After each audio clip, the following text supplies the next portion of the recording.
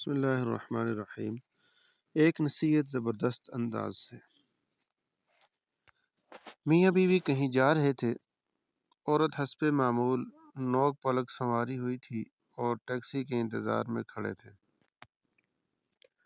اتنے میں ٹیکسی آئی اور وہ اس میں بیٹھ گئے۔ کچھ دیر بعد ٹیکسی ڈرائیور نے کہا، اپنی وائف سے بولیں یہ لپسٹک کا شیڈ مٹا دیں، مجھے اچھا نہیں لگ رہا۔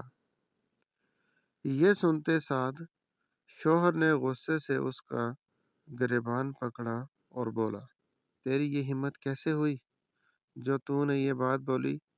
ڈرائیور نے مسکراتے ہوئے بولا، بھائی اگر یہ آپ کے لیے ہی سمری ہوتی تو گھر میں سجتی، یہ تو راستے کے لیے تیار ہوئی ہے، اور راستے کی ہر چیز پر تنقید اور پسندیدگی کا اختیار ہر شخص کو ہے۔ مرد کا قصہ جھاگ کی طرح بیٹھ گیا اور رومال نکال کر دیا، اپنی بیوی سے کہا، اپنا میک اپ صاف کر لو۔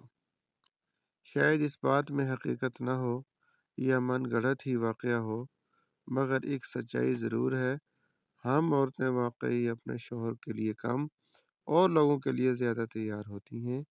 کسی تقریب میں جانا ہو تو گھنٹوں سالون میں لگا دیتی ہیں، مگر شوہر کے آنے کا وقت ہو تو کبھی ان کے لیے تیار نہیں ہوتی۔ اچھے کپڑے کیا، صاف کپڑے بھی نہیں بدلتی، صبح سے شام ایک ہی لباس میں گھومتی رہتی ہیں، سر جھاڑ منہ پھاڑ، جبکہ ہماری مذہب میں دور جاہلیت کی طرح تیار ہو کر باہر نکلنے سے منع فرمایا گیا ہے۔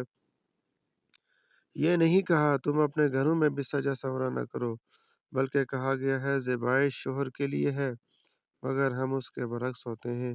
شاید یہی وجہ ہے کہ مرد کو دوسروں کی بیویاں اور اپنے بچے زیادہ اچھے لگتے ہیں۔